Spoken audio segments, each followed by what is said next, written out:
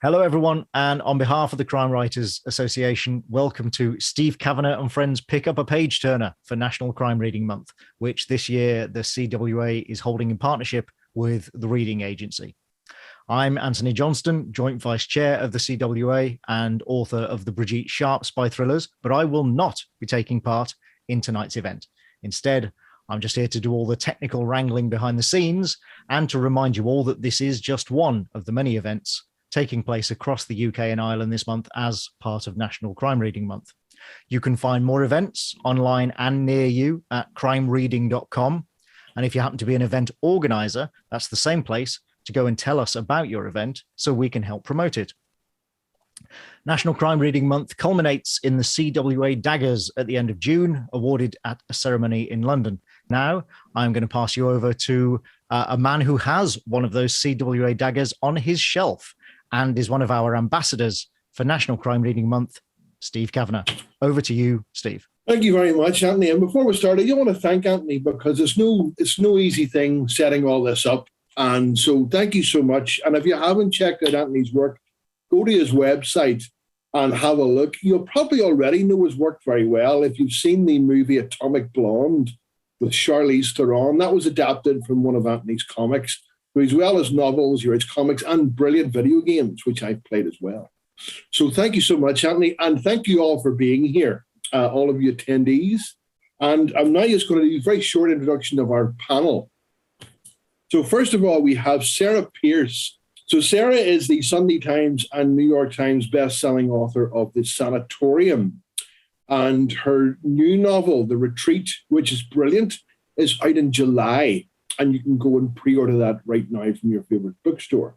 So thanks very much for being here. Sarah, say hello. Hello, everyone. Next up, we have Amer Anwar.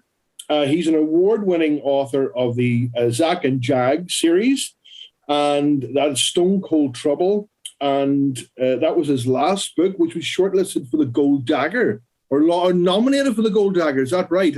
Longlisted. Longlisted. That's still a nomination. We take that. Take all of those you can get. I take anything I can get. And he's working very poorly on his next novel because he's concentrating too much on family and jobs, and we all want this third one. So say hello, Amer.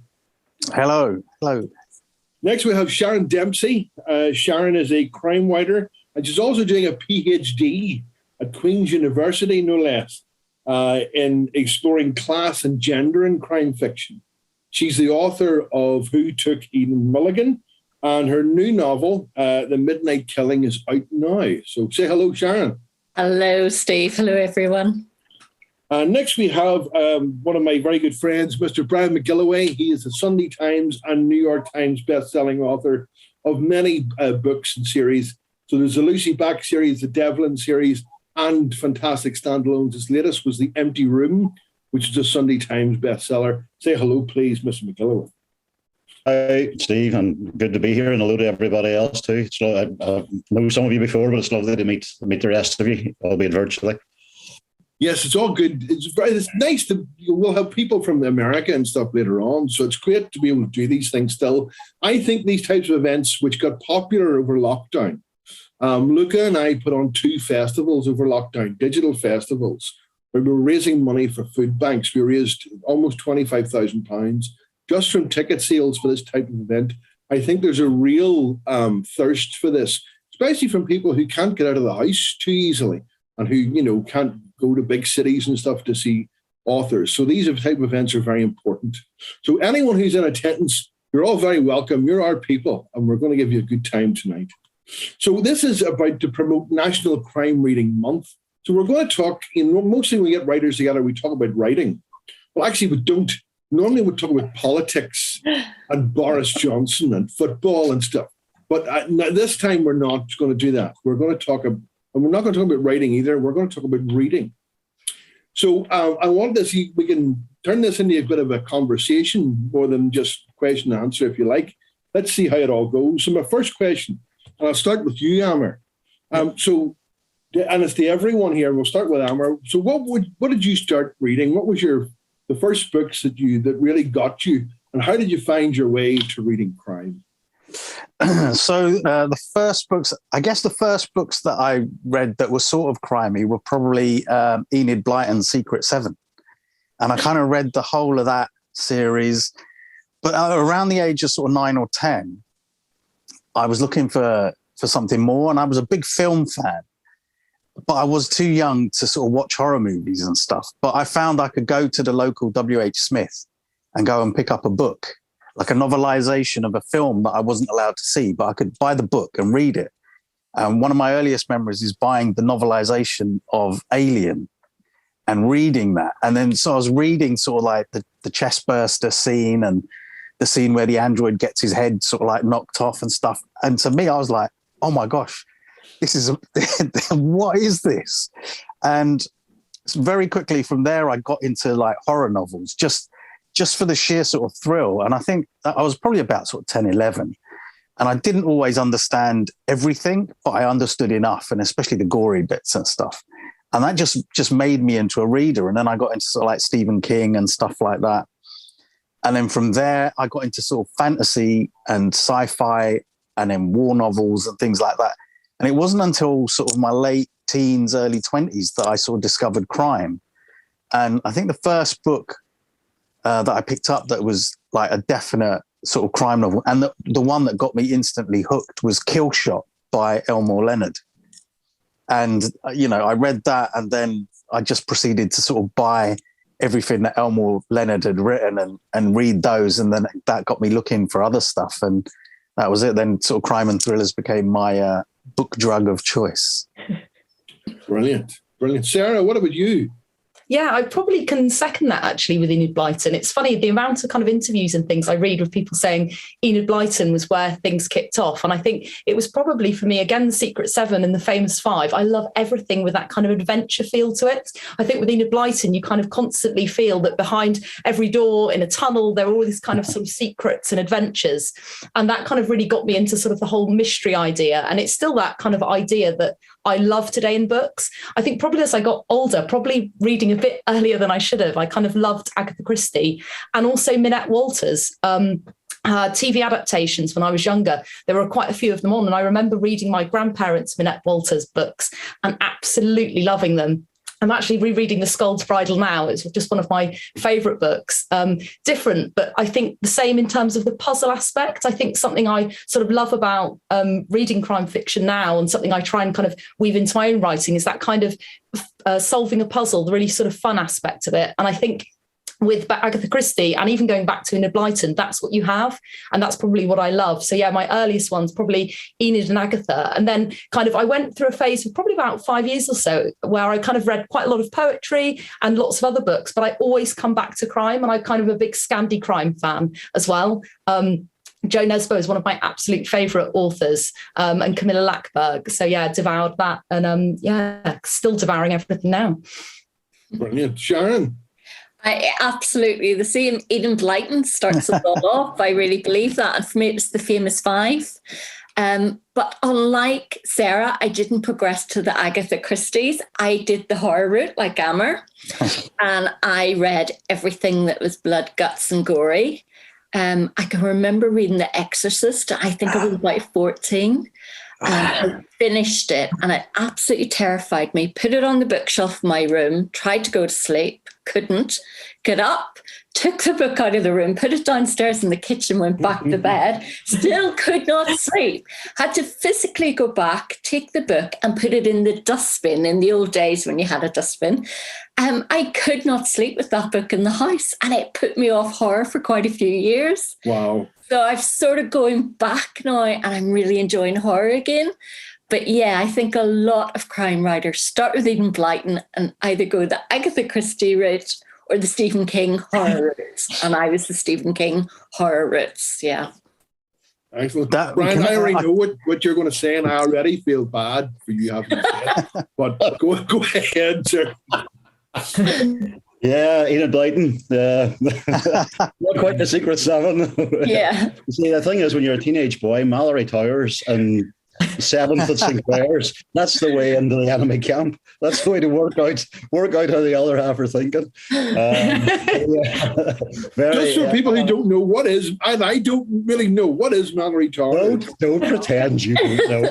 I've already seen Tracy say that she knows, which means she's read your collection of them, Steve. Yes, obviously. Yeah, I mean, in a way, they're not dissimilar to Harry Potter books. It was kind of boarding school, kind of adventure mysteries. I'm the youngest of four kids in the family. My eldest sibling is my sister, my only sister. So a lot of the reading material that was in the house was stuff that she would have read, then kind of passed down to us. I suppose the thing that I kind of discovered through friends when I was a teenager was S.E. Hinton, The Outsiders, which is just such a stunningly good book. It's a great movie as well, that kind of original Brat Pack movie. But it was a thing about kind of gang culture in America, which she wrote when she was 16. And it was one of those books. It wasn't just that it was a brilliant book, but it was the fact that it was a 16-year-old who had written it. And as a writer, or as somebody who wanted to be a writer, and I disagree with that idea about wanting to be a writer. If you're writing when you're a teenager, you are a writer already. It doesn't matter whether you're published or not. But as a teenage writer, knowing that somebody at the age of 16 had been able to do that was just so inspirational. And then kind of read bits and pieces, but No Alibis. The opening of No Alibis in Belfast was a big kind of turning point. For me, I wandered in just after I'd finished my degree in Queen's, and picked up a Morse omnibus and Black and Blue, Ian Rankin's Black and Blue. And the reason for Morse was, and I think somebody's mentioned it earlier about those kind of ITV crime dramas. When I was growing up, my dad lost his hearing when he was a kid, so we tended to watch stuff that was subtitled. And Inspector Morse was the go-to subtitled program on a Wednesday night. So I used to watch Morse with my dad every week. And so it was that was my introduction, I suppose, to crime. So I feel like a bit of a fraud in that I wasn't kind of reading Agatha Christie and stuff whenever I was younger. But I went in and I bought a couple of books off Dave and was back in the next day going, what else have you got? And then 10 years later, managed to write Borderlands. So, Enid Blyton has a lot to answer for, She both really in terms does. of my understanding of girls and in crime writing. Well, that leads me very neatly on to what I was going to ask is, what was your early reading or stuff that you read later on that you think has influenced what your own work? What do you think, Brett? I think it's everything, to be honest. I mean, I think we're magpies. We kind of pick up shiny bits along the way and we kind of store them somewhere. I mean, certainly what prompted me to start writing Borderlands was that a lot of the series that I was reading were coming to an end. And I mean, particularly, we're all readers first and foremost. We're all crime readers, and a lot of crime series. I loved those because you kind of felt like you were meeting an old friend every year. When a new book came out, you felt like you were reacquainting yourself with an old friend and spending time with them. And I remember a number of the books that I was reading, a number of the series that I was reading were kind of drawing to a close, or I felt like they were. And I remember being really saddened by the thought that these friends that I had spent time with every year, I wouldn't see them again. And so I decided to write a book for purely selfish reasons, featuring a character in whose company I'd be quite happy to spend a couple of hours once a year. And the idea was I would write it and put it on a shelf somewhere and just take it down myself every year and reread it and spend time with that character. So it was a purely selfish exercise, but part of it was influenced by what I was reading then, but an awful lot of the stuff that's in it, I can kind of see. You can stretch it back to things that you were reading as a child, but I think that a lot of those patterns you impose retrospectively. I mean, it's only from a distance that you're able to go, yeah, I can see how that led to there.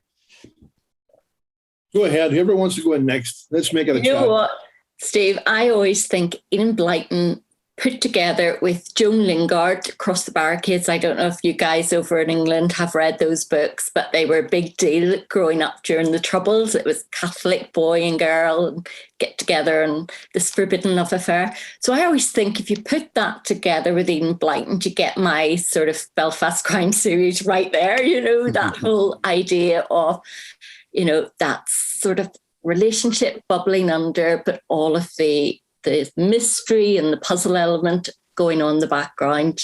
and, a few dismembered bodies, throw it in there, and we're good to go. That's why I never got on with Enid Blyton. Not enough dismemberment. What about you, Amer? For me, it was kind of weird. I remember very clearly the book that made me want to be a writer, and it was a massive sort of epic fantasy novel called Magician by an American author called Raymond E. Feist. And I mean, that book it just sort of had so much going on. That's an amazing book. It's fantastic. So it's got politics, adventure, romance, pirates, dragons. And it was just so much to it. And I remember finishing that book, and when I put it down, I was like, wow, and it made me think that just one person sitting in a room putting words on paper had made me feel so many different things. And I thought, I'd love to be able to do that. And I remembered that at sort of primary school, I'd written stories and really enjoyed doing that. But then I'd sort of stopped doing it when I went to high school and college and stuff like that. And so it was that book that made me think, oh, I'd love to do it. But I never really thought that it was something that I could do. And then when I discovered Elmore Leonard, it sort of crystallized that idea a bit more. But then the book that really kind of gave me the nudge that I needed was Devil in a Blue Dress by Walter Mosley, because that was the first book that I read that had a main character of color as the protagonist. And that directly led me to think, well, if he can write a book with a black guy being a detective in 1940s LA, then surely somebody could write a book just sort of like that, but set in West London's Asian community. And I sort of thought somebody else would do it. But I had that sort of idea, and it stuck with me and didn't go away. And eventually that's what I wrote. Well, so many writers I know, cite Walter Mosley. I said, well, this is exactly what you said. This is the first time there's a character who, a bit like me, it sounds like me and everything is in a book. Chester Himes as well. Yeah. And it's brilliant that there's so many more authors now who they're going to be the Chester Himes and Walter Mosley, of the future, which I love. There were so few back then. I mean, so it was sort of just by chance, I think I happened upon that book, and it sounded good and different. But at the time, good. Yeah, it is. I mean, it sounded good just from the blurb, and then I picked it up and I read it and I loved it. Did you like the film? Denzel Washington, I think. Yeah, I did like the film. I didn't obviously I didn't think it was quite as good as the book, but it's always the book for me as well. And that kind of those sort of three books sort of really sort of propelled me to want to write my own book. Sarah, what about you? Yeah, I think for me, probably the starting point, I love books that kind of, particularly sort of crime thrillers that have really atmospheric locations. I love someone that completely transports you and is quite different. I know a lot of people kind of like the sort of grittier side of things, but I just like places that are really different from kind of where I live. And I went through a phase of reading Michel Bussy. He's like a French crime writer. And his books are kind of set in France or French territories. And they're really transporting. He does something different with kind of every book. And I also read Jane Harper's The Dry, which I again found hugely atmospheric. And yeah, really kicking off sort of point for me, I wanted to set something in Switzerland. So this is where the sanatorium's set. It's kind of like a place I know quite well. And I thought I want to do something with the location. I think that's what crime books can do so well. They work on so many different levels. You not only have the kind of puzzle side of things, you have the character, but the location itself can kind of become a character in its own right. So yeah, it's probably a combination of all of those. That's brilliant. That sort of leads me on to what I was going to ask you next, which is what, crime and thriller is a huge, big, umbrella. Are there different types of crime and thrillers that you naturally go to? And as part of that question, what do you think makes a great book for you? What do you, it can be anything you want, but what to you makes a great book? So Sarah, what about you? Yeah, for me, again, going back to kind of the idea that crime encompasses so many things, I think one of the key elements for me of why I love crime and why lots of people I know love crime, we have endless conversations about it, is the fact, one of the main things is entertainment. And I'm huge on the fact that a book, that feeling I had as a child when I picked up a book and escaped and found the book fun and couldn't put it down. I think the element for me is fun and transporting about crime, but also the fact that crime can encompass psychological studies. I always remember reading Patricia Highsmith's The Talented Mr. Ripley and just finding that kind of insight into a character's devious and cunning mind. He's as a character has kind of stayed with me forever. And yeah, that sense of place and yeah, the real psychology into kind of not only the sort of bad characters, but the detectives and that kind of thing as well. I think a good crime novel encompasses everything and so much more. I think sometimes crime novels can kind of be portrayed as quite one note, but all of the crime novels I love have everything. They encompass a lot. Brilliant. Who wants to come in on that? What makes a great book for you? I just think the genre itself is so broad. There is something for everybody. So you can have this sort of the gritty end of it, and police procedurals, right through to, cozy crime and mysteries like Agatha Raisin, or you can go off on a really nice location like Sarah's. And it's just there, something for absolutely everyone. If you can't find a crime novel that you love, you're not trying hard enough. Yeah. I mean, for me, coming from like having read all sorts of other genres before I discovered crime, I like to read quite broadly. And I think even within the crime genre, you're able to do that. I mean, I love historical crime novels as well as spy novels and espionage. And then you've got the more kind of adventure-y side with like the Lee Child sort of Reacher novels and things like that. And there is just literally something for everybody, whatever your taste. And I love to find sort of new authors or sort of undiscovered gems of books that you sort of dig around and you just think, oh, well, I haven't heard of this. And I'm always sort of looking online for books that I haven't heard of, and whenever there's like on Twitter, there's people say, oh, they need a recommendation for a book. And then they get all these answers. And I'm always sending those Twitter threads, emailing them to myself so that I can look at them later.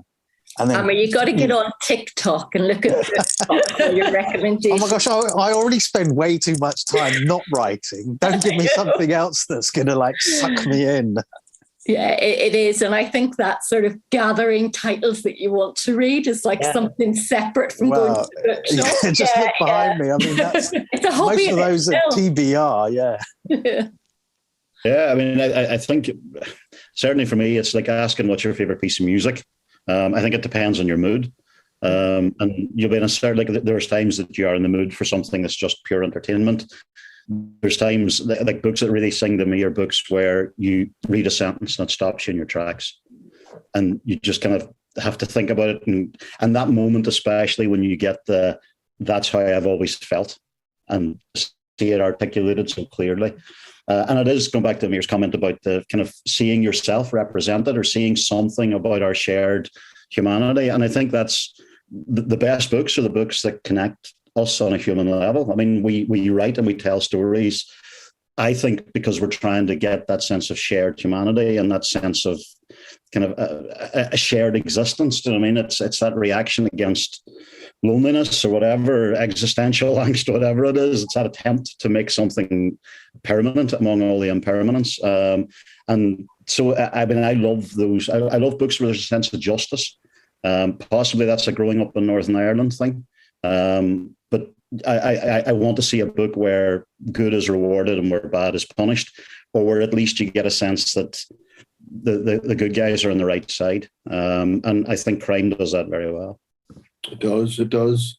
We're about 15, 20 minutes left on this panel, folks. So if you have a question, there is a chat. I don't think we have a Q&A bit, but pop a question in the chat. I might find it, I might not.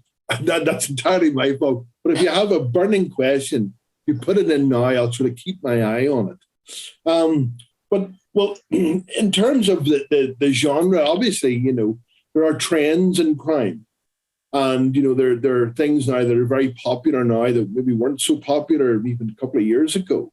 There's this sort of the more cozy type mysteries are sort of coming back now, and psychological thrillers are still very popular. And do you follow trends in the genre? Do you read new? So if you do, what have you read recently that you've really enjoyed? I wouldn't say I follow trends particularly. I know, I'm just sort of, and there's so many books I haven't read. I mean, I recently read a book and I sort of, I still had the receipt for it and I bought it 10 years ago. And so I just got round to reading it now. And it's the sequel to Layer Cake, the London sort of gangland sort of drug dealing book that was made into a film, which starred Daniel Craig and which basically got him the role as Bond. But so the sequel I'd had for 10 years. I'd heard the author on the radio as well. And for some reason, I just felt like reading it and I picked it up. And it still felt so sort of fresh. It could have been written, just this year. And that was a great book. And I've been buying books for so long that, like, if I was to pick up a book from my bookshelves, I'd have missed the trend already. The trends would have come and gone, but those books are still there that I want to read. So I tend not to sort of, it's more about the individual books for me. And if I think, oh, that sounds good and I'd enjoy it, I will go for that regardless of what else is sort of popular and what people say are trending. Because, I guess I just kind of like what I like and I don't like to be told what I should like.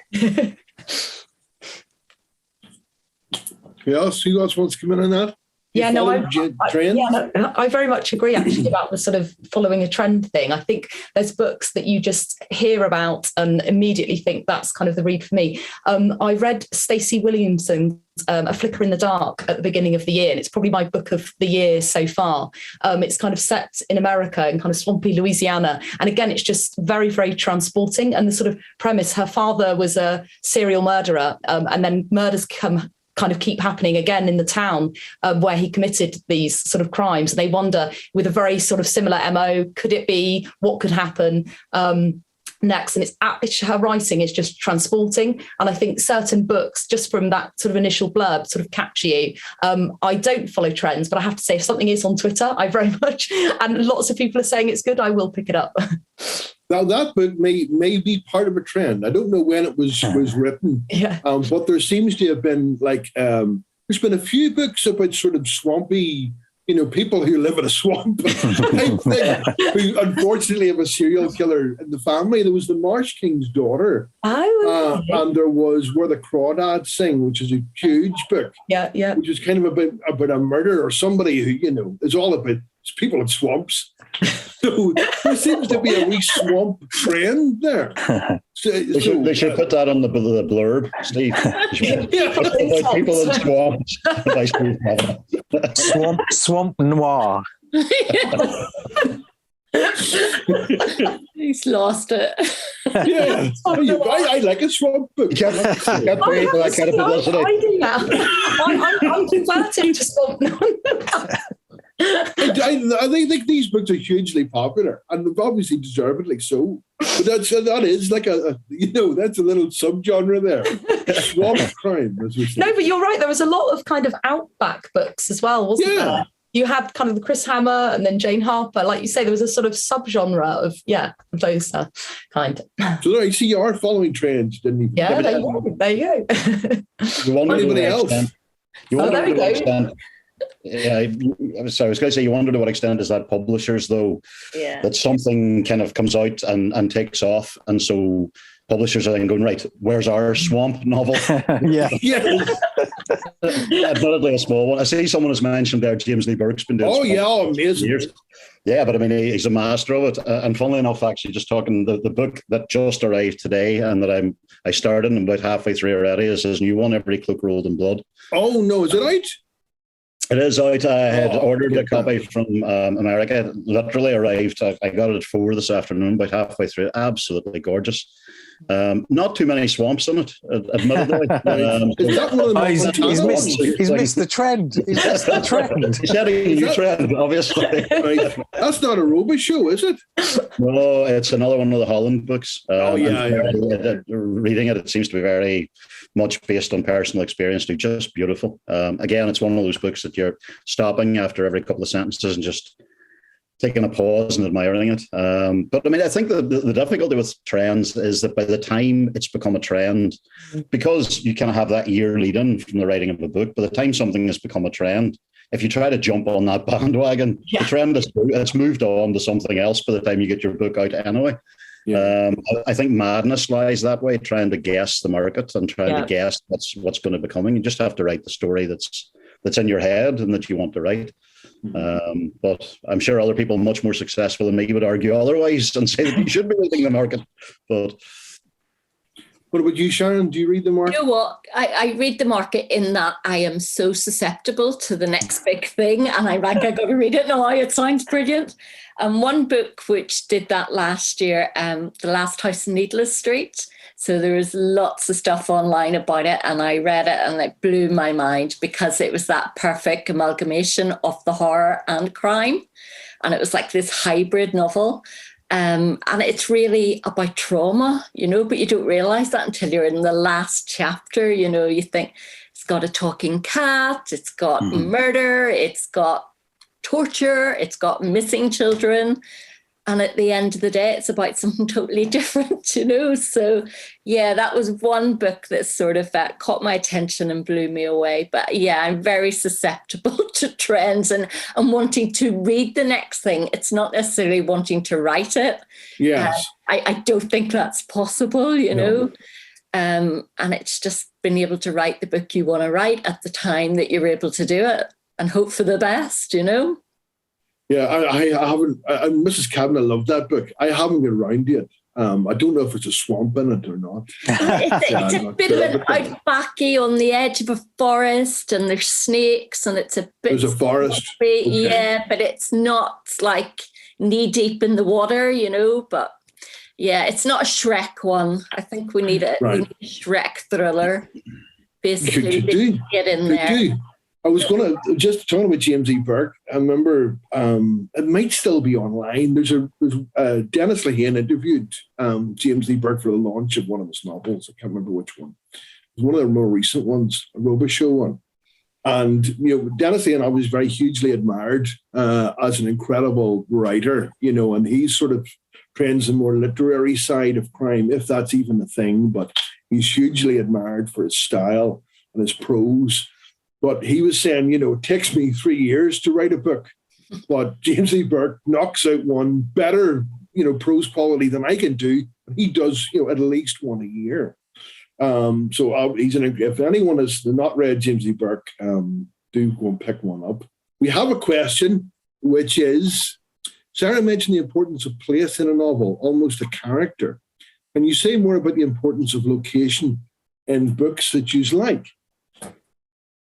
Yeah, so for me, I think kind of location as a character, it's something not just actually reading in crime novels. I remember reading in Sarah Waters' books, she often has like a house from sort of the Gothic side of things. You often have a building itself that can become a character. And I think for me, when you have a really, really atmospheric location, it can kind of mirror the character's inner conflicts.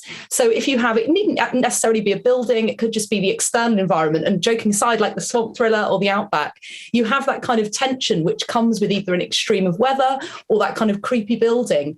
And it really can add tension within a book. And I think going back to Michel Bussy, it was set on the island of Reunion, Don't Let Go. And it's a kind of very fast-paced cat and mouse thriller. And there, the location, it's very, very hot environment. You kind of feel that oppressive heat. And it adds the characters' feelings. And to you as a reader, I think when you have that kind of place which transports you, you feel everything. You feel the character's reaction to that place. You feel their kind of fear. If it's a scary environment, if it's a hot environment, the kind of sweat dripping down their brow, you feel everything alongside, and it only amplifies what's going on in a novel. So yeah, for me, that sort of location is something that I find really transporting. Who wants to come in on that location, Amer? Yeah, I think location is very important because otherwise, I think it roots your fiction in reality or in a place. For example, both of my books are set in a particular part of West London, which I hadn't really seen anyone do in fiction. So it's Southall, which is a big Asian sort of community, and I really wanted to kind of capture that and the sights and the sounds and the smells, and it was very important for me to get that across. And equally, in one of my favorite ever crime novels, it is Perfume by Patrick Suskind. And that's set in 18th century Paris.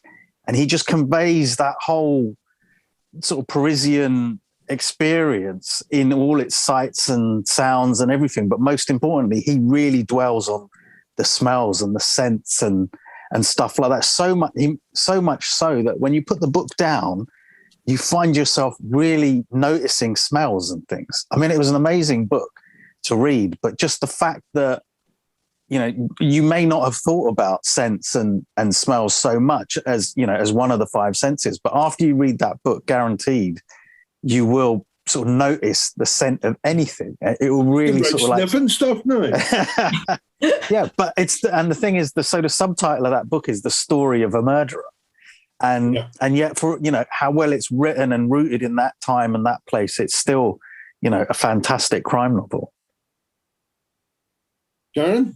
Yeah, sense of place is something that I think we've inherited from our Gothic godmothers. You know, if you think about Rebecca and Mandalay, Jane Eyre, and just the idea of these big old houses, as Sarah says, just fills you with that sense of unease and dread and the uncanny, you know, that something's not going to go well. So I think that we take that from the Gothic and use it in a different way in a crime novel. But yeah, it can be, you know, a street, a city, it can be a place or swamp, whatever it is, and it does add to the story. And it's not just about atmosphere, it's something much more than that. And it imbues character. And all of us come from a place. We don't grow up in a vacuum, and we're affected by what's happened and its history. And we carry that with us. And so our characters should too, really. Brian, you do landscape very well. I'm always reading your book going, God, you can really do a good landscape, Mr. McGilloway. So obviously that is something very important to you. Yeah, I think it is. And I mean, I think, again, I've spoken about kind of series novels already, but I think in an awful lot, like in the best series books, the location is synonymous with the character, with the detective. They become representative of the detective. I mean, Rebus is Edinburgh, Morse is Oxford. You can't take those characters out of there because they wouldn't really reflect another place. And so, I mean, I think location is vital, and even with the Americans like Robichaud, we've talked about already, and Bosch and Elvis Cole, they're very much reflective of the cities that have birthed them. And part of it is because, as Sharon said, we are made by we're made by where we grew up. We're made by what is around us. And I think one of the things that I loved about Ian Rankin's Black and Blue whenever I first read it, and one of the things that I think that Rankin does so well, is almost that sense that each book is a State of the Nation book. Each book is saying something about society at the time that book has been written. And I think the best crime novels do that. They say something about the society that they're coming from, or the community that they're coming from.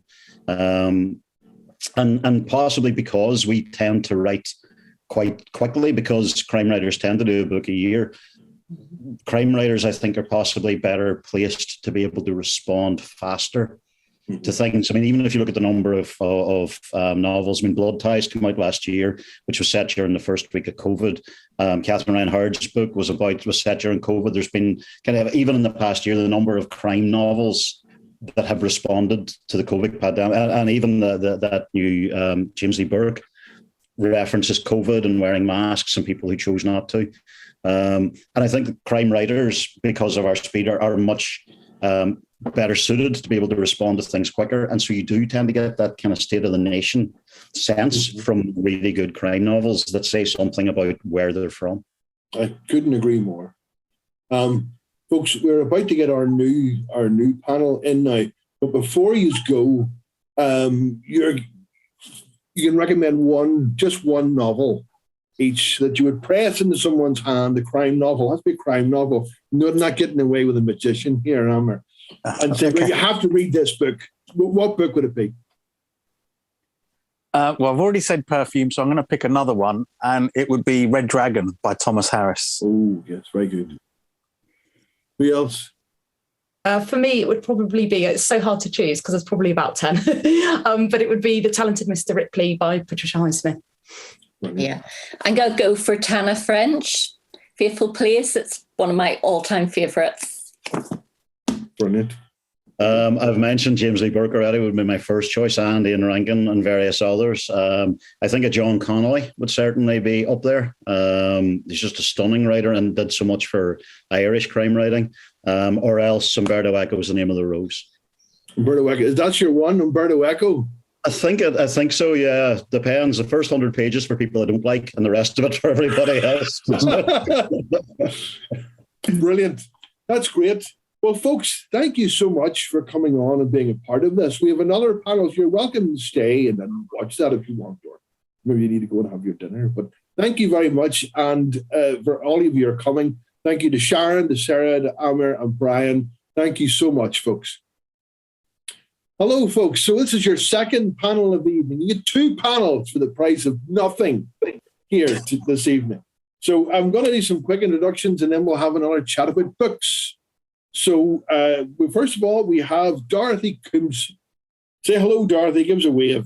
Hello. Well, Dorothy is the award-winning best-selling author of 15 books? 18 now. 18 books. Need to update your Amazon bio there. I know, I do. Her last book was one of my books of the year. I Know What You've Done. And her new book, My Other Husband, is out in August of this year. So please go on to your local bookstore or wherever you may please and pre-order Dorothy's new book. One of my favorite writers at the moment. Next, we have Claire Allan. Claire is a former reporter. Hi, Claire. And she is now a best-selling crime writer of psychological thrillers, having had a previous life as a writer of a different genre. But Claire's a USA Today best-selling author, and her latest book is The Nurse. Again, available from all good bookstores. Next, we have Adam Hamdy. Adam Hamdy is a Sunday Times and international best-selling author. He also partners occasionally with an up-and-coming writer called James Patterson. And he writes brilliant thrillers with that gentleman. But he's also a brilliant author in his own right. Adam's book is coming out. His latest one's coming in September, like I have here. And it's The Other Side of Night, an amazing sort of meta crime novel, which sort of blew my mind a wee bit. But he's brilliant. So there you are. Say hello, Adam. And next we have Gabino Iglesias, who is an award-winning writer, professor, journalist, and critic. He's the author of a number of novels, but I think it's fair to say, Gabino, your UK debut is this year. Is that right? Yes, August. Yeah. August, and it's The Devil Takes You Home, which I loved. Any John Connolly fans out there? I know John's name's been mentioned. This will be the book for you, The Devil Takes You Home, which is available to pre-order right now. So hello, and thank you all for joining me. And I'm not going to have exactly the same questions as the last panel, but there'll be a few because I'm interested and I like to know these things. So I wanted to ask you all about growing up and what you were reading when you were young and what led you to crime. Reading crime, not actual crime. So Claire, maybe we could start with you. I think we're probably going to say a lot what the last panel did. It was Enid Blyton and The Secret Seven, and I loved The Crazy World of Roald Dahl as well growing up. But crime-wise, The Secret Seven was very much mine, and I would have gone to the local library on a Saturday morning and come back with a collection of books, and I don't think I spoke to another person until the following week when I took it back because I was just a bookworm. So for me, that was an escape. I loved the adventure. I loved the mystery of it. I really wanted a wee den, with a group of friends to go out and solve crimes myself. But then this is where I feel like a bit of a fraud. I kind of then never really read crime, and that's a terrible admission to make, but I was really into contemporary women's fiction. That's what I love to read. I was reading Marion Keyes and Patricia Scanlon and all the big Irish names. And it wasn't really until probably Mr. McGilloway said, because we're both from the same place, both from the same city, came to me and said, would you have a wee read of this book and see if I've nailed the female character correctly, how you feel as a female writer? And that was Little Girl Lost that I read. And then somebody actually challenged me to try writing crime myself. And I sort of went, I don't really know too much about it, except it seems very... something that would be very difficult and something that requires a certain mindset, where I was writing about nice relationships and people wearing nice shoes and going on nice holidays, and it was lovely and it was safe. But when I started trying to write psychological thrillers, which with the first book, her name was Rose, I found I absolutely loved it. And it came to me more naturally than I thought, probably because of the journalism background. And I'd spent so much time covering courts, standing at the scenes of crimes, talking to police officers. So without even realizing it, I had built up this huge wealth of knowledge and this huge amount of experience. So once I was ready to go into crime, I went into it wholeheartedly. And now I read everything. Dorothy, what about you? See, I used to read a lot. When I was very young, my mum taught me and my brothers and my sister to read and write before we went to nursery. So every Saturday, my brother used to read to me. So I read, everything. I was a big comic fan. So every Saturday I'd go and get 2000 AD, but I used to read all the Bunty and Jackie, all the romance things with the photo stories, which I absolutely loved. I read Enid Blyton. I read a lot of Jackie Collins, which was really, when you're like 13, reading Jackie Collins is not I actually remember Hollywood Wives was one of my favorites. And there was one thing that this guy did all the way through the book, and I had no clue I was just reading. And then when I was like in my 20s, I suddenly went, oh my God, that's what he was doing. And I realized that he was sending this woman he was stalking presents. He was producing these presents for her and sending them off, these packages. And it wasn't until like years later that I realized that it was actually really disgusting. So yeah, I thought it was something more disgusting than that. I have to say, I didn't know it was little presents. I thought it was Jackie Collins, quite racy. It was little presents. Awful. He called them presents. Oh, right. Oh, but she didn't think they were presents. She was really freaked out. Yes, he was issuing presents to send to her in plastic bags. Oh, dear me. It was pretty gross. I used to read a lot of Mills and Boon's books. I used to read lots of science fiction books. I used to read all the time. That's all I did. I had lots of friends. I was going to say I had no friends, but I had lots of friends. But I used to read a lot. And one book that really stayed with me was The Rats by James Herbert. That terrified me. I hate rats to this day. I can't even oh, God. I think about it. I remember so much about that book. So I can't read horror after that because it's just too grim. I used to read a lot of Arthur Conan Doyle. I read loads. I read everything, basically. And I started writing short stories when I was like 13. So I was like trying to write these. A lot of them are romances, some of them are mysteries. There were all sorts of different stories. Obviously, they didn't get published until a long time later. But I started off a bit like Claire. I started writing romantic comedies. And then I went for a phase of making people cry. And then I came to the Ice Cream Girls. And I didn't actually mean to write emotional thriller, as I call them, because it's like a crime book, but based around the emotions of people. But I came up with the idea of these two women who were both accused of a murder when they were teenagers. And one gets away with it and the other one goes to prison for it. And then 20 years later, they can't get back together. They're sort of thrown back together.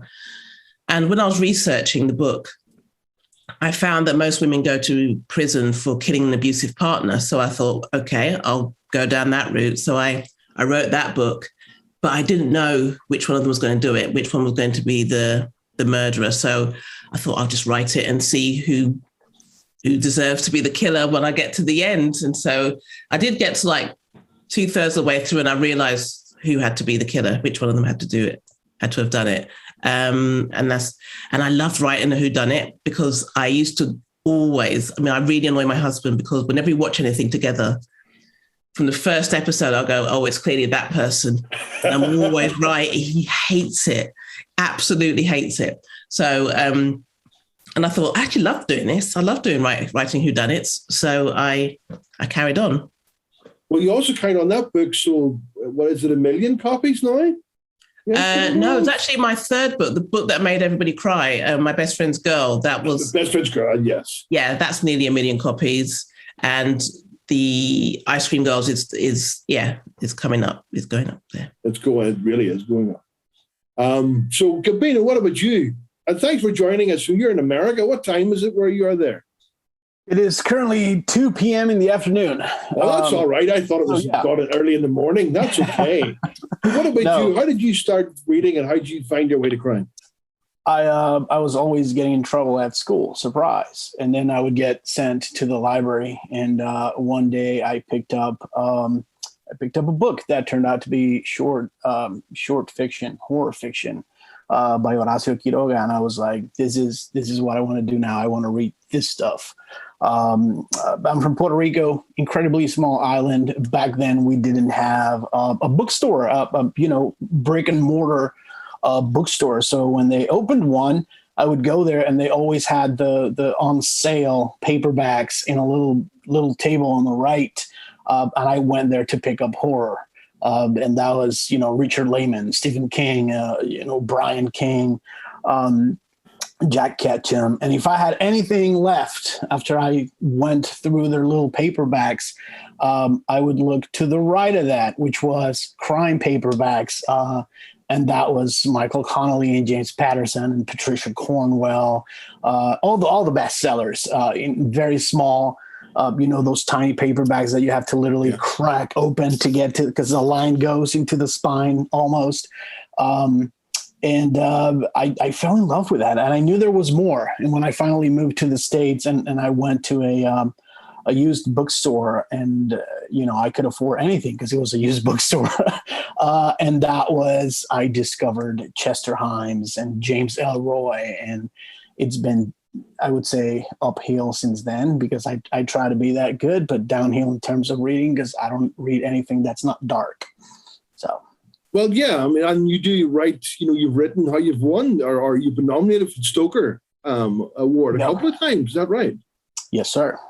So, and you can tell from reading your work that horror is a big influence there. It's not a light book, but yeah, thank you for the kind words. it's not a light one. There's images in that book I will take to my grave, I have to say. That makes my day. Yes.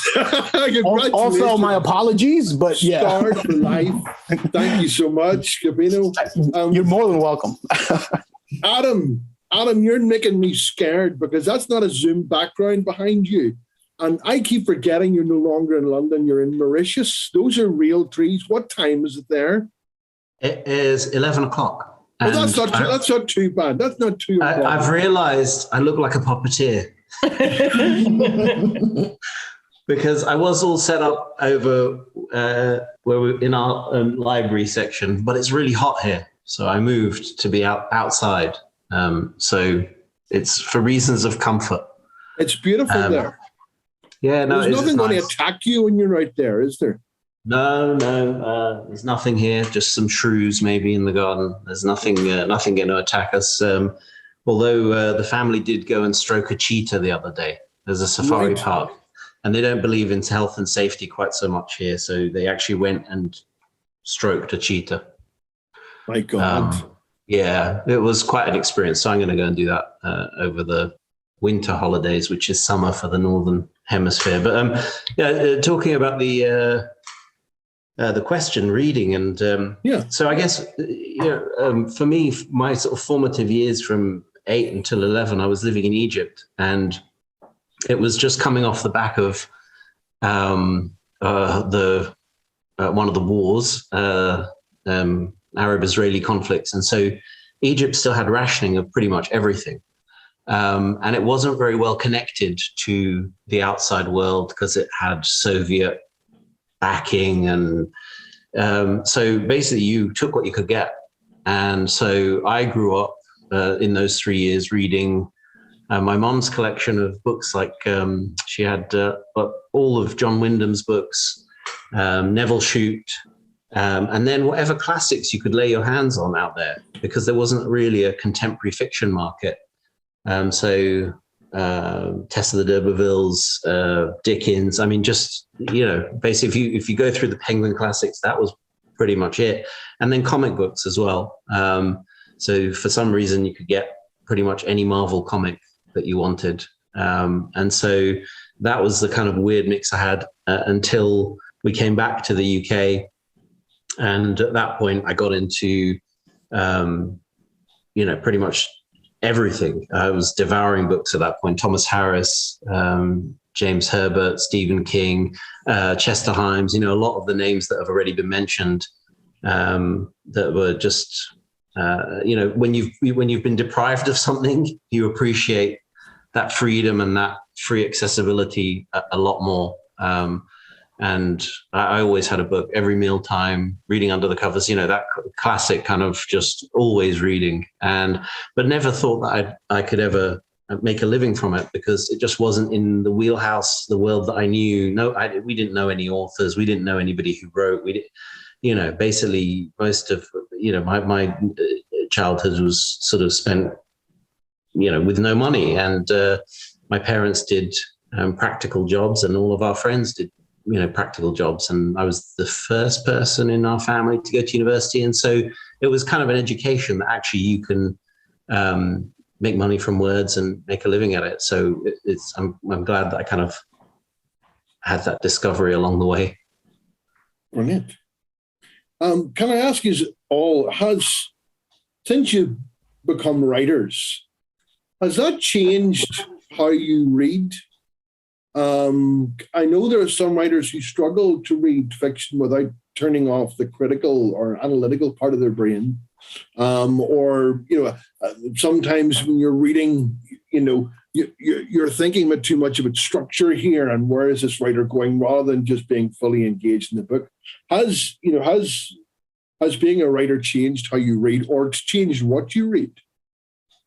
Claire, we'll start with you. Well, it's definitely changed how I read, because you do have that internal editor on all the time. And obviously, because I switched to a genre I wasn't overly familiar with, then I was suddenly reading everything, and I was trying to learn as much as I could from what other people were writing and how they did it, and how, what did I like from, say, Liz Nugent's book. She creates, just really, really dark characters that aren't very nice people, but you can't help but being completely invested in them. So that fascinated me. So I was always sort of looking to see what was there. And I think, yes, it's very hard not to put the editing head on, or not to suddenly go, I know who did it because I know its structure, and think of it that way. But the mark of a good book for me is one that does make me forget that I'm reading it that way. It takes me into story, and I become completely obsessed with it. That's when I know the writer's done a good job. But I think once you know how the magic works, it's very hard not to, spot that when you're working. It's like the curtain's drawn back, and you know who's behind there, and it's the Wizard of Oz, and he's just, turning the wee crank. And so you're constantly aware of that. But a good story can take you out of it. Good writing can take you out of it. And I think that's what we aspire to do. But that's what I love to read. There's nothing better than when you're reading a book, and some of the other panelists have said, you find yourself just lost in it, and you want to keep reading it, and you don't want to put it down, and you totally believe everything you're reading. When you know how the magic works, and a book can still get you like that, you're onto a good one. Yeah. Who else wants to come in on that?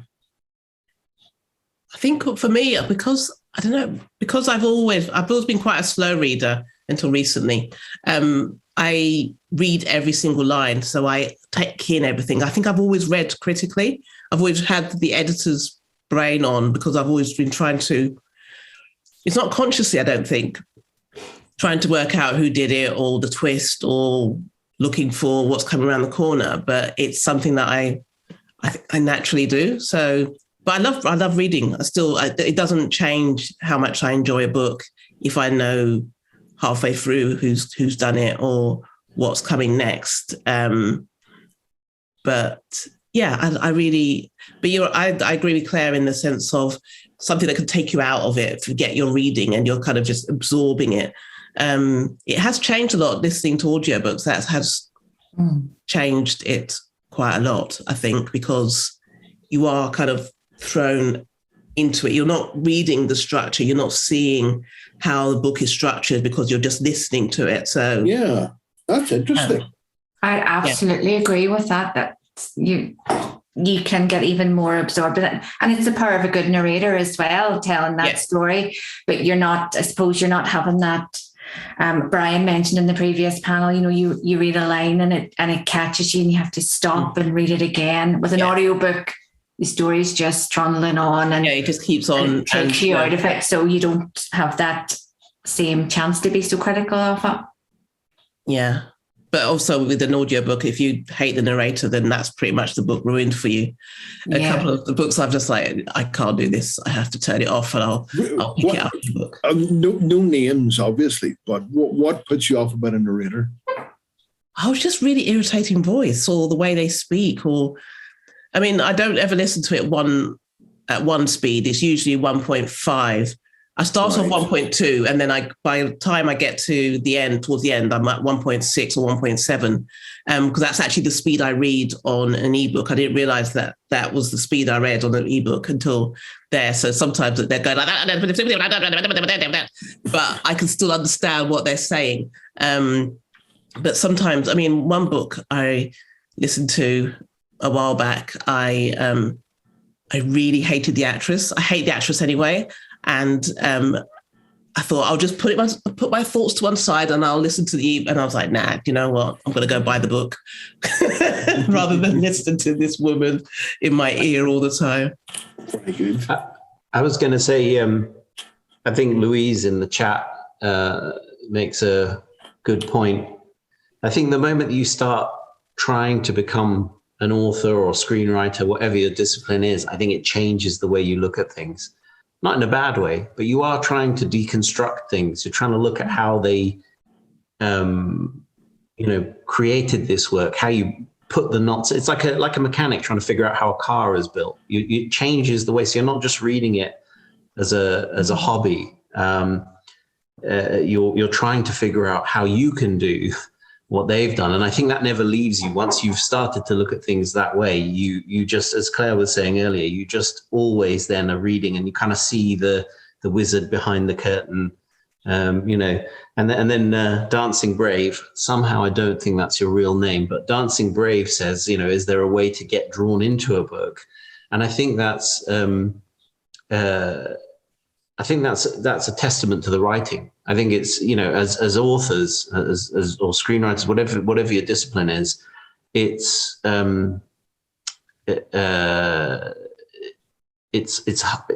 hard. We're a hard audience to please. I think, because we are looking at things and deconstructing things. I think it's a testament to the writing that if you, I've learned something new tonight. Dancing Brave is the name of a superb racehorse. Ooh, there you are. I think we're a tough group of people to please. And I think if you do find yourself, and it's happened to me recently a few times, I just get sucked into that is the mark of a really great book when you're just pulled in. I have to say, I had that experience with recently with yourself because it's sort of an epistolary novel as well. And I started off thinking, wonder where is this going? I wonder is it going here? I wonder is it going there? And then I just, you know what? I have no idea. And I'm just going to enjoy it. And I really did. So well done for you did that. And Gabino, I loved yours as well. That really drew me in, particularly the voice.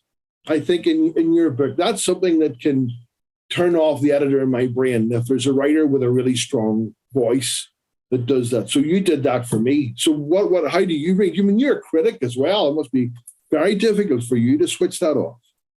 It came about easily because I sort of forced myself. I couldn't get paid to write for many years.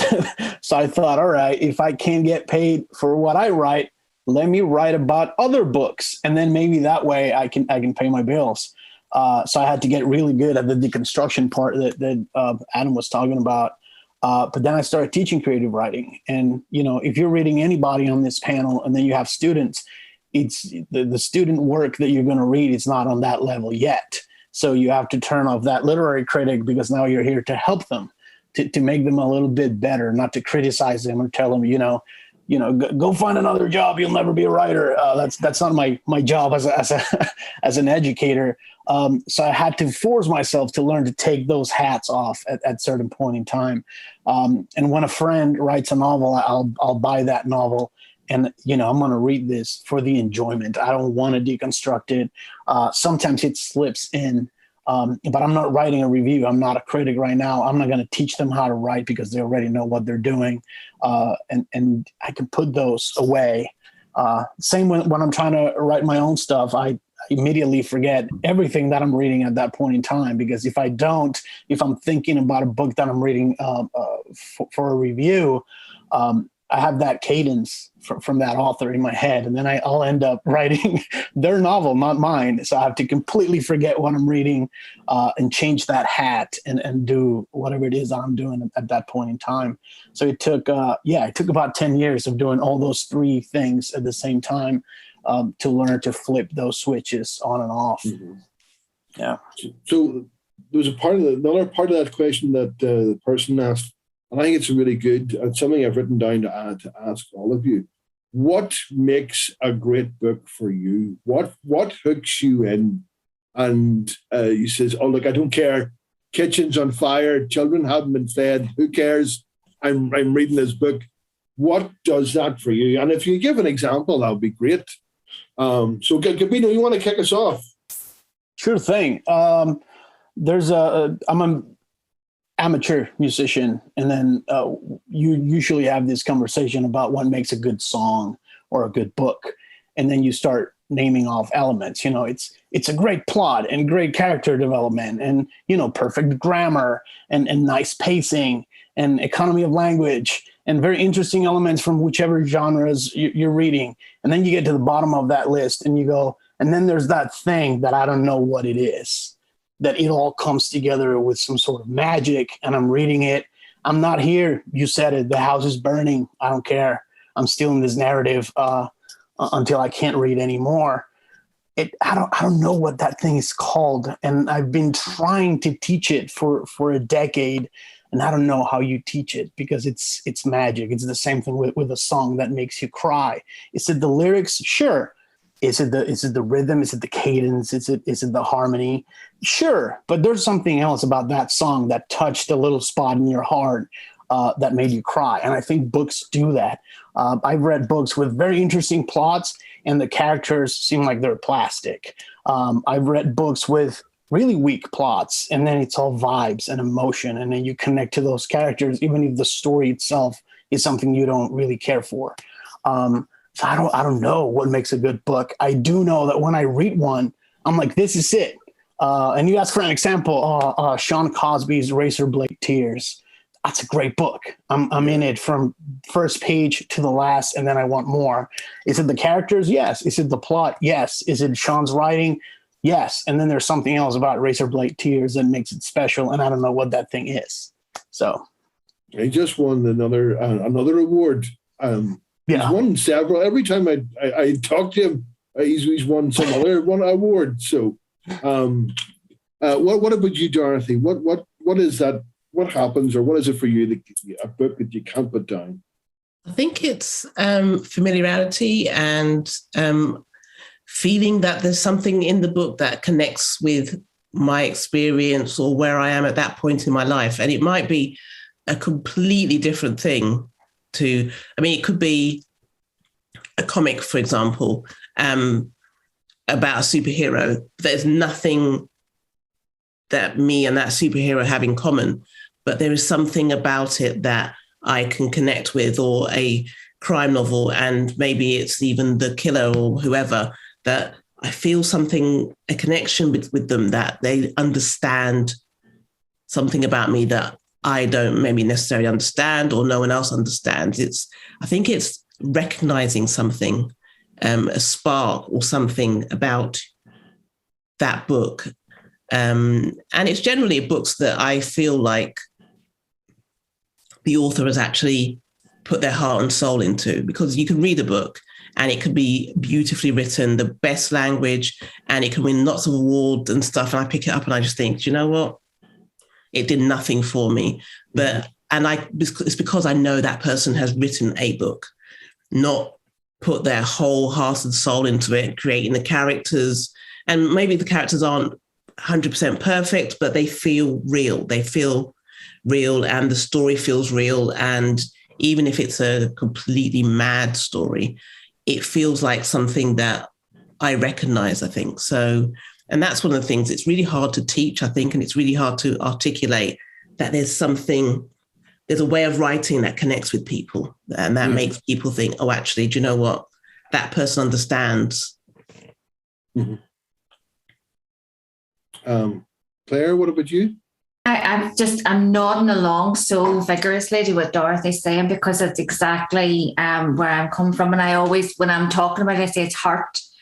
It's that, and it's a connectability, it's a relatability, and it can be a really horrible character, but there's something in them that you feel so invested in them that you don't even know what the connection is. Like Skin Deep by Liz Nugent, Cordelia, who's the main character in it, is the most irredeemable character I think I've probably ever read in a novel. But boy, did I want to keep changing the page to see what she was going to do next and what was going to happen, and was there going to be some form of justice there. So that you could tell that was written with heart, that was somebody that put everything into that book. And that's where I would relate it. And similarly, you want another example, Brian's The Last Crossing, I think, is one of the most phenomenal books that I have read in years. And there is so much heart in it. It's clear it was a passion project from the writer, but it's also just a brilliant book. You have a wealth of characters in it who aren't all necessarily, they're definitely not perfect. Some of them are deeply, deeply flawed. And it's about our history here in Northern Ireland, and it looks back at it, but from sort of a different viewpoint than normal. So there's just so much in there that I could relate to in terms of my experience growing up or my knowledge of our history here. But I could tell that this was, from the writing, you can just tell it's a passion project. And it's a fantastic novel, and it's a mystery, and it's a what's going to happen and you don't know. So it has that page turning aspect to it, but beneath it all, there is something just that little bit deeper. As Adam said, as you said, if you could bottle it, we'd all be, sitting at the top of the New York best time seller list or fighting each other for it. It's just there, but for me, it has to be heart. It has to be just, you have to feel something for the characters. They have to be deeper than baddies and goodies. What do you think, Adam? I agree with most of what everyone said so far. I think, if you talk, there's a very successful Hollywood producer called Dick Cook, and he says that his formula for success is 5 of whatever the film is. If it's an action movie, 5 standout action sequences. If it's a comedy, 5 belly laughs. That's his formula. That may work for commercial movies. I think for novels, it's all of the things that Claire and Dorothy and Gabino have talked about. There's that kind of intangible element, that magic. Because what you're actually doing when you're putting words down on a page is you're forming a connection directly to someone's brain. And we don't actually feel words, we feel emotions. And so your trick as the magician wrangling these words on the page is to try and evoke emotions, fear, love, happiness, whatever it is in that person's brain. And that's the bit that I think you can't bottle. And I think that's what you were talking about earlier, Gabino. It's that intangible, that magic that you can get in some books and not in others. And, I think for me, I can appreciate a book because it's really clever or beautifully structured. And I'm thinking of Moonflower Murders by Anthony Horowitz, which I just think is a fantastic education in perspective. And, the way he uses the book within a book and the it's just such a cleverly constructed novel. I think another book that kind of hit me in the last few years was Fever by Dion Meyer, which has it all. It's got a mystery, it's action, emotion, heart. You kind of, you know it when you're reading it. And I think, was it Emily? Yeah, Emily said a writer either has that magic or they don't. You can usually tell by the third or fourth chapter. I know most agents will probably give it half a chapter to see whether they feel it. It's like a lot more ruthless than that in the business. But yeah, you can usually tell whether there's something that's going to draw you in. But what I found interesting was what Dorothy said was that sometimes it's you. Sometimes you can pick up something that everyone else is raving about and you're in the wrong space for it. And you can come back to that thing years later and you have a different perspective, and your perspective changes and lets you appreciate that work, and finally you understand it. And so what you're actually trying to do as an author is you're trying to not only hit the right person and create the right emotion, you're trying to hit them at the right time in their life, which is it's so difficult. Like, so actually, when you see these 1-star reviews on Amazon, or they're like, sometimes it's not you, it really is them. Yes. Yes. That's absolutely right. I would just say one thing on this. For me, it's always the characters. Usually your character, books on writing and stuff say, your character has to want something. And I think that's only half of it. I think you have to make the reader totally invested in what that character wants. And if you can do that, you can do anything. And like my example is Mel Brooks' The Producers, which is one of my very favorite films. It would never be made today. But, when you think of Gene Wilder and Zero Mostel in those roles, really that movie is about them conning little old ladies out of their retirement in order to put on a musical which is a homage to Adolf Hitler, so the play can fail and they can go to Rio with that money. And like they're not stealing all this money to save an orphanage, but from the start you're totally invested with them because they're so charming and so vulnerable and so downtrodden, and you're just from the very beginning you're thinking these people are absolute rock bottom and I want them to have something nice, and I don't care if they steal it from little old ladies. So that's for me, it's getting your reader invested in the character. So there you go. Give us all a recommendation, everyone, please. So something you've read recently or a classic. So give us some recommendations here, folks. Can I just say I have to recuse myself from that question, just because I'm still in the judging process, because I'm one of the judges of the Women's Prize. All right. So I can't talk about any books. Okay. So, can you tell us a classic then? Something that's not in contention. Oh, okay. Right. I'll think about it and you can. Well, think about it. So has anyone else got a recommendation for us? Yeah, I'll go get it. Yeah, I'm going to, obviously Moonflower Murders, Fever, Dion Meyer, Moonflower Murders, Anthony Horowitz, and as a classic, I'm a big fan of Chester Himes. I think his books, his short stories are just fantastic. Obviously, start with A Rage in Harlem, and I just think they're the way they kick it. For something that was written so long ago, it's such a hard book. There's such hard stories. He doesn't pull any punches, and there's such fantastic characters that just draw you right in, and they stand up. He had a really hard life, Chester Himes. Did, yeah, tell that from reading it. Yeah. What's the name of his autobiography? I've read it. It's it's a reference to how hard his life was. It was awful, and that just comes through on the page. He's lived that in that world, and he's experienced suffering, and it sort of shines through. So I'd recommend anything by him. Gabino? For classics, I think if you pick up anything by Charles Willeford, it'll be the most fun you have in a very long time. And I'll be interviewing him. So I finished a couple of days ago John Virtue's After the Lights Go Out, which comes out in the US tomorrow and at some point in the UK.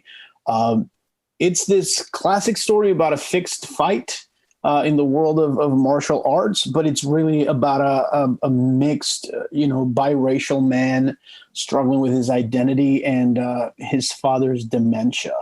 And so it has this entirely unexpected emotional, psychological angle. And when you think he can't surprise you anymore, it turns out that from getting punched and kicked in the head, he's also developing dementia. Oh, wow. Yeah, so you're in for the entire ride. So After the Lights Go Out by John Burchard. Excellent. Claire? I'm putting that one on my list because my knowledge of classics, as I'm fairly new to the genre, is quite limited. So I'm going to put that on my list. But if I'm ever asked to recommend crime novels to people, there are two series. I'm cheating a wee bit to recommend series, but I would recommend that anybody reads Jane Casey's Maeve Kerrigan books, which I think are phenomenal. Her character development through the series is just first rate. I'm so invested not only in Maeve Kerrigan and in Derwent, her partner, but all the characters all that are around them that you've come to sort of really care about. And the other series would be Helen Field's Perfect series. So actually there's a new one on it that doesn't have a perfect title called One for Sorrow. It's just out. Again, it's there with the character development. It's police procedural too. Some of the characters, she goes to some very, very dark places with their characters, but you just want to devour her books. And I did actually binge read them over the space of about 3 months, and it's the most fun I'd had with a book and her books in a long time. So that is my big recommendation. Brilliant. Dorothy, do you have a classic you could recommend? I will say they're not classics, but they're before I started judging. So sure.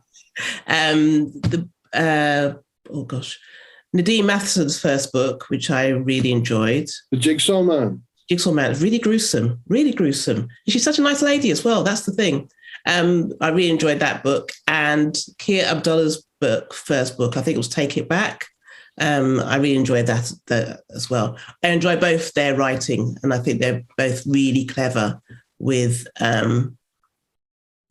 how they develop the characters, and again, how they get you to care about the characters, even the ones that you don't want to care about, and the ones you kind of find yourself rooting for that you probably really shouldn't be.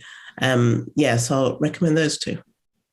Brilliant. I'm going to give a quick recommendation for Wasim Khan's Malabar House series. I had the latest one there, The Lost Man of Bombay, which I'm going to get to read, and Abir Mukherjee's Wyndham Banerjee series is absolutely fabulous. So there you are.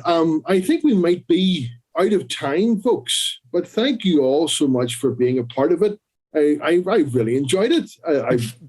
Before we sign off, good. I think everyone else has been too shy to say it all evening, so I'm going to do it and say to everybody out there, if you haven't read it, you should read Steve's book 13.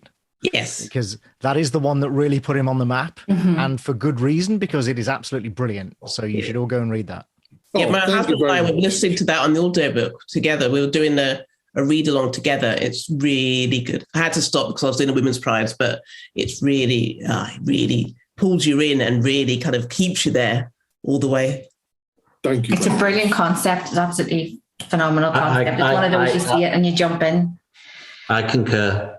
And yeah, Eddie Flynn's series is absolutely fantastic. So you've got a new one coming out soon, haven't you? I do indeed. The Accomplice is available to pre-order, folks. If you're watching this in 6 months, it's not available to pre-order. You have to go buy it now. But The Accomplice is available in all your favorite bookstores. But thank you all very much. I owe you all a drink for that. It's very nice of you indeed. The last panel didn't bloody say that. So thank you all. You're all now my favorite people. All right. So, yeah, I'll close it out and say thanks to everyone. Thanks to Amer, Sharon, Brian, Sarah, Claire, Adam, Gabino, and Dorothy. Thanks to Steve for running the panel. Thank you all out there for watching. I will remind everyone to go to crimereading.com to find more events throughout National Crime Reading Month. And good night.